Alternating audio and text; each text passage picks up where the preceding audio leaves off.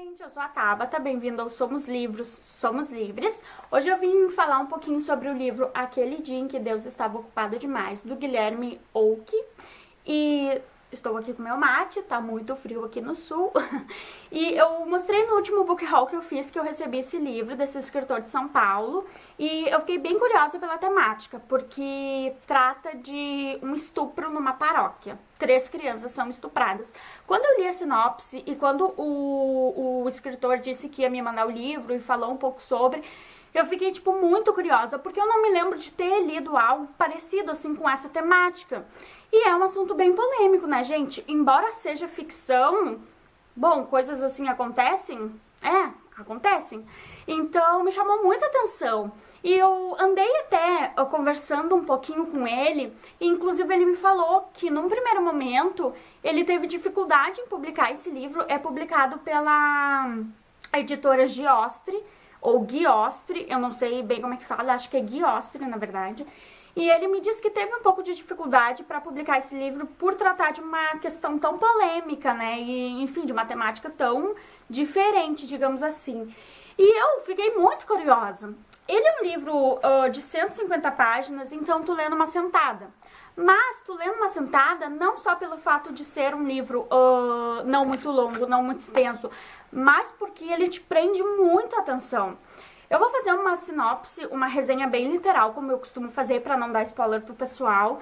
Eu vou ter que me segurar para não falar algumas coisas aqui da história, para não dar spoiler. E depois eu vou destacar algumas coisas que eu achei bem interessantes na obra, e foi uma obra que, sim, eu gostei muito.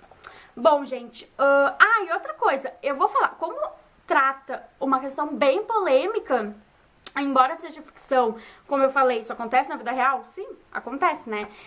Mas assim, gente, não é a minha opinião sobre a igreja ou a minha opinião sobre o catolicismo, tampouco a opinião do autor, porque as pessoas elas costumam vincular o autor com as coisas que ele escreve, do tipo, o Guilherme Oak escreveu sobre a igreja e aqui criticou o catolicismo, então ele é um preconceituoso. Não, gente, não é. É uma obra, tá? É uma ficção, é literatura, ok? Embora, claro, literatura seja o retrato, o reflexo da nossa sociedade, mas enfim, gente, é uma obra, não se esqueçam disso. A gente tá lidando com a literatura e na literatura a gente é livre, digamos assim, pra escrever coisas desse tipo, mas a gente não pode, né, se prender a pensar que a pessoa tá falando daquilo, é aquilo que ela pensa e é isso. Não é. Os comentários que eu vou tecer aqui são a partir da análise que eu fiz dessa obra, certo? Bom, gente, então aqui nós temos a história de 3 crianças, o Pedro, o Lucas e a Natália, certo? Uma coisa que o autor faz aqui que eu achei bem interessante, eu gosto disso nas narrativas, ele fica entre o presente e o passado. Tipo, um capítulo é o presente, o que tá acontecendo agora. E aí daqui a pouco ele retoma pro passado e nos conta mais um episódio da infância, assim, dos 3 personagens e tal. Então isso eu achei bem interessante. Deixa a narrativa mais rica? Sim, deixa. Bom, gente, aqui então nós temos a história dessas 3 crianças, só que ele não começa falando dos personagens enquanto crianças. Ele começa já trazendo o tempo presente, onde eles já são adultos. Lembrando que o livro se passa em 2 épocas diferentes, na década de 90, tá? As crianças... comenta sobre o ano de 1993, onde as crianças estudavam juntas, o Pedro e a Natália estudavam juntos, o Lucas é o irmão mais novo da Natália, e vai comentando sobre como eles se conheceram na escola, como eles se tornaram amigos, eles faziam muitas coisas juntos. E também tem o ano de 2012, que é esse momento em que eles já estão adultos e como inicia o livro. O livro inicia o Pedro, aqui já adulto, chegando na cidade de São Paulo, tá? E ele vai direto para uma igreja. Ele quer se confessar, digamos assim. E aí ele chega nessa igreja e aí ele vai se confessar com o padre e vai falar que tá muito atordoado, que ele quer fazer uma coisa muito terrível, e daí o padre começa a perguntar pra ele, tá, meu filho, mas por que tu tá assim? Ele começa a falar, padre, eu tenho muito ódio de uma pessoa, eu quero matar aquele filho da puta e não sei o que e tal. E aí o padre começa, tá, mas o que que houve pra tu ter tanto ódio e tal? E aí ele vai contando o que foi acontecendo com ele na infância. E o padre, ele começa a mudar o tom da voz, e ele também começa a ficar inquieto com aquilo. E daí, tipo, a situação ficou um pouco estranha, aí o Pedro acaba achando aquilo um pouco estranho, tipo, por que o padre foi assim e tal. E aí, no entanto, acontece que o padre era o Lucas, sim, um amiguinho de infância do Pedro, que também tinha sido abusado sexualmente por um padre. E aquilo causa um pouco de estranhamento no Pedro. Isso que eu tô contando, gente, não é spoiler, porque tipo, são as primeiras páginas do livro. E aí aquilo causa um pouco de estranhamento do Pedro. Aí eles se reencontram depois de 18 anos e começam a conversar, assim. Aí o Pedro diz, por que tu foi virar padre? Tipo, olha o que aconteceu com a gente, não sei o que, não sei o que. Aí o Lucas vai explicando pra ele que o modo dele se vingar do padre, o padre Olavo, é que ele entrou pra igreja e quer desmascarar ele, tá. Só que o Pedro, ele tá furioso, ele quer matar o padre Olavo. A partir daí, depois desse reencontro deles, começam a acontecer várias coisas, tá? O Lucas vai visitar a irmã no serviço, que é a Natália, que é a outra criança que foi abusada sexualmente. Vai visitar a irmã, comenta que o Pedro voltou, que ele se reencontrou com o Pedro. A Natália, ela tá numa situação da vida dela, assim... Ela é casada, digamos assim, com um drogado, e ela trabalha num café. E tá, mas aí ela fica feliz que o Pedro... Porque ela e o Pedro, quando eram crianças, tinham meio que um namorinho, assim, sabe? E eles eram muito amigos. E aí a Natália fica com vontade de ver o Pedro e tal. Tá, ok. Aí o Pedro, ele vai atrás da Natália. Isso tudo, gente, é tipo nos primeiros capítulos. Não é spoiler. Porque, tipo, a história mesmo, ela vai... Nossa, vai, tipo, acontecer muita coisa nessa história. O livro, ele é pequeno, mas assim, ó... É rico, sim. Bom, e aí... O Pedro vai procurar a Natália também. Antes de procurar novamente o Lucas, vai procurar a Natália no café. E aí acontece que quando ele vai procurar a Natália no café, acaba acontecendo algo com ela. Que a partir daí que a história vai começar a andar mesmo e que vão acontecer várias coisas. Que vai se passar, na verdade, o enredo do livro. Eu não vou contar as coisas que vão acontecer, mas eu vou tecer alguns comentários pra vocês terem mais ou menos uma noção. Acontece uma coisa bem grave com a Natália, e a partir daí o Lucas muda de ideia. O Lucas já não quer mais se vingar do Padre Olavo, simplesmente tentando desmascarar ele na igreja, coisa não. Ele chega no Pedro e diz, olha, eu quero me vingar sim do Padre Olavo, da forma que tu quer te vingar e a gente tem que fazer alguma coisa. Só que acabam acontecendo várias coisas aí e isso acaba fazendo com que a história tome outro rumo. Eu me surpreendi muito com o final, muito mesmo. Eu não esperava. Algumas coisas ali eu esperava que fossem acontecer, mas o final mesmo, eu não esperava. Porque pra mim, na verdade, o clímax tá no final. O clímax tá, tipo, nas últimas páginas. Nas últimas páginas mesmo. E eu não esperava, e foi isso que me surpreendeu tanto. Porque eu esperava uma coisa, e aí, tipo, eu li outra e pensei... não era o que eu esperava. Então, eu gostei muito do livro. Bom, gente, no livro, o autor, o Guilherme, ele nos traz muito a infância dos meninos. E, na verdade, assim, o que mais acontece... A história, ela se passa nesses dois momentos, né, no ano de 1993 e posteriormente 94, que é quando as crianças são abusadas, e no ano de 2012. E ele traz muita coisa da infância dos guris. Bom, eu achei assim, foi um livro muito bom pra quem nasceu na década de 90. Eu sou de 1992, então a minha infância foi na década de 90 e os meus irmãos, porque eu tenho irmãos mais velhos, também tiveram uma infância na década de 90. Pra quem nasceu na década de 90, foi uma experiência maravilhosa ler esse livro e eu aconselho. Por quê? Porque o Guilherme, ele recorda toda a década de 90. Ele recorda a Copa de 94. Ele recorda coisas que eram o auge na década de 90, como piscina 1000 litros, tipo, quem nunca teve piscina 1000 litros? Videogame, os primeiros videogames, o jogo Stop.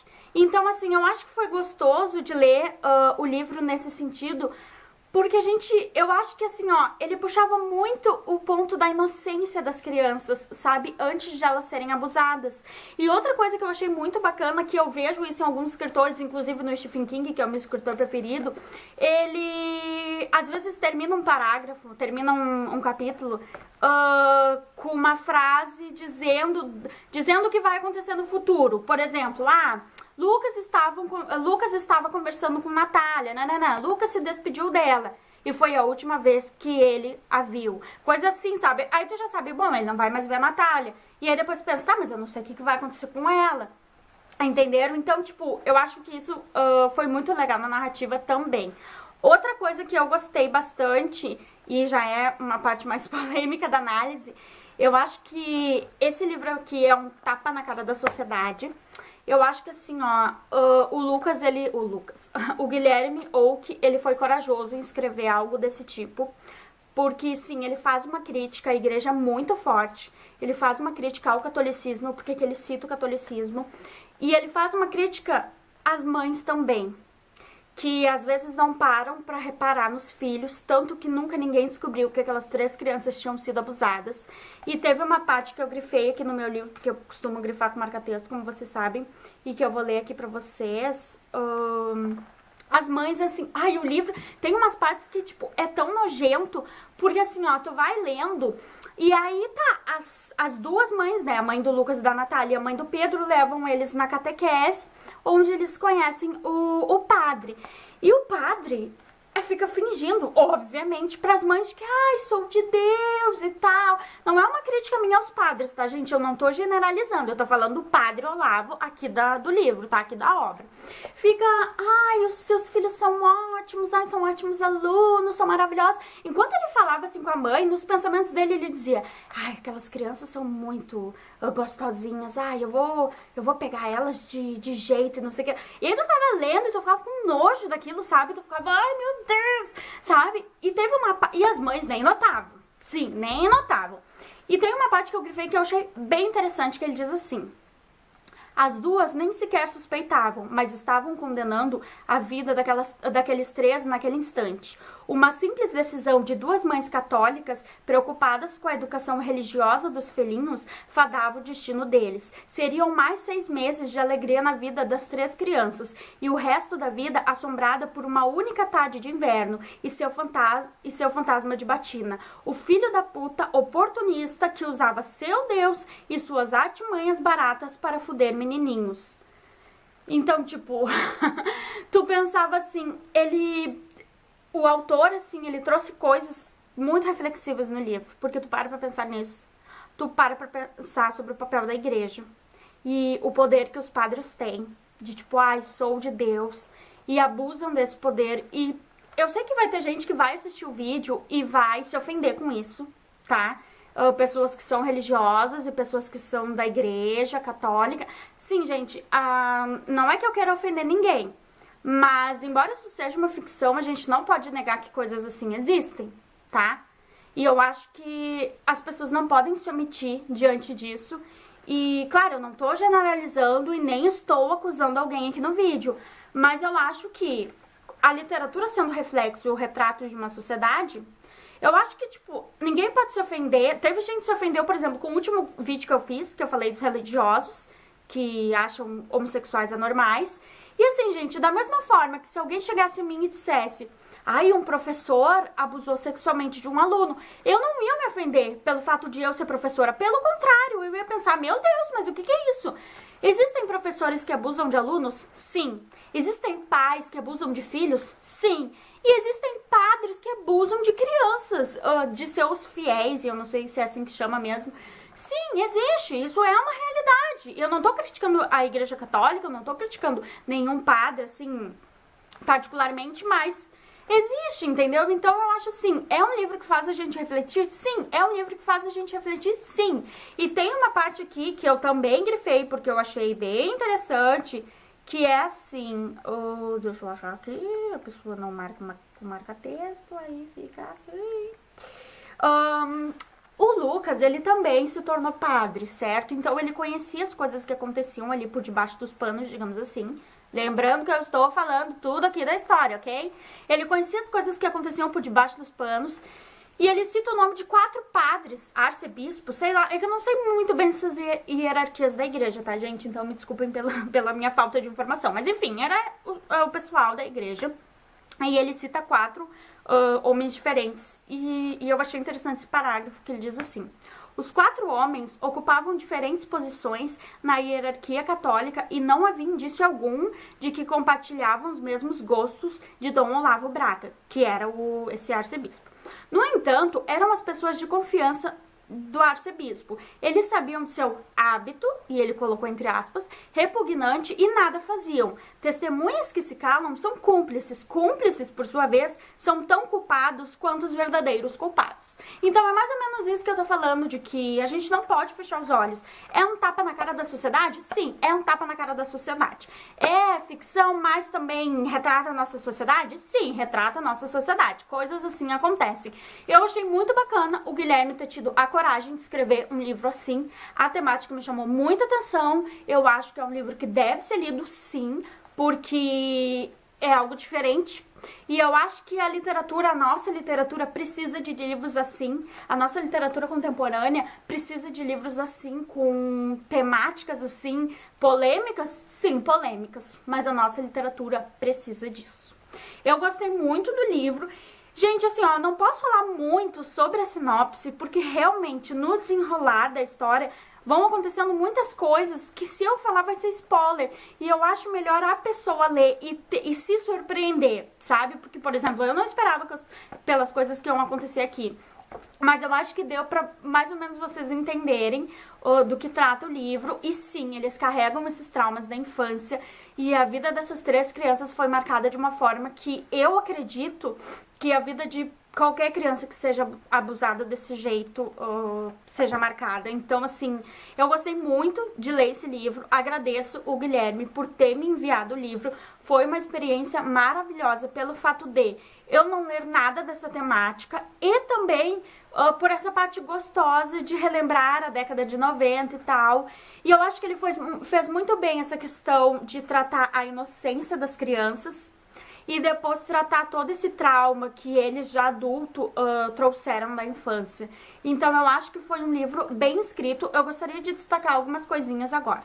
É uma linguagem simples que o Guilherme usa, sim, tá? Ele não faz, por exemplo, muito uso de metáforas, de metonímias. Não, na verdade, metonímias ele faz. Ele faz uso de metonímia, sim. Mas a escrita dele me recordou a escrita de outro escritor que eu gosto bastante e que talvez vocês conheçam, que é o Daniel Galera. Eu achei a escrita dele parecida com a escrita do Daniel Galera por alguns pontos. Por exemplo, a questão dele usar palavrões muito parecido com a forma que o Daniel Galera usa nos livros dele. Eu achei bem parecido.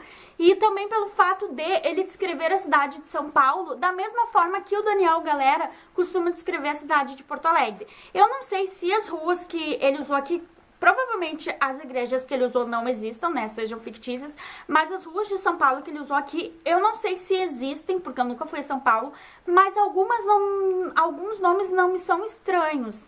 Então, de repente exista, e eu achei bem parecido com o Daniel Galera nesse sentido. Eu não sei se o Guilherme tem outros livros publicados, mas eu fiquei interessada pela escrita dele, eu gostei bastante.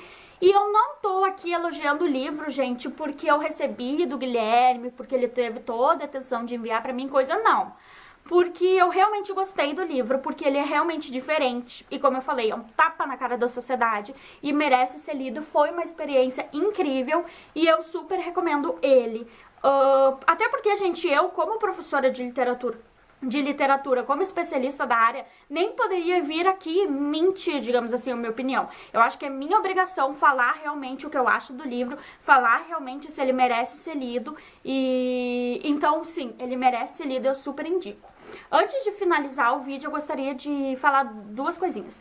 Primeiro, eu entrei em contato novamente com o Guilherme, e ele me disse, inclusive, que se alguém tivesse interesse pelo livro, se interessasse pela temática, ele poderia me enviar mais alguns para eu fazer um sorteio aqui no canal. Então, se tu te interessou pela temática do livro, e sim, eu super indico, comenta aqui embaixo dizendo que quer participar do sorteio, porque eu entro em contato com ele novamente e peço para ele me enviar mais alguns exemplares para eu sortear. Eu também vou deixar o link aqui embaixo do site dele para quem quiser comprar o livro E assim, gente, eu indico sim, porque é um livro muito bom, é um livro muito gostoso de ler, embora tenha essa temática forte, mas eu indico.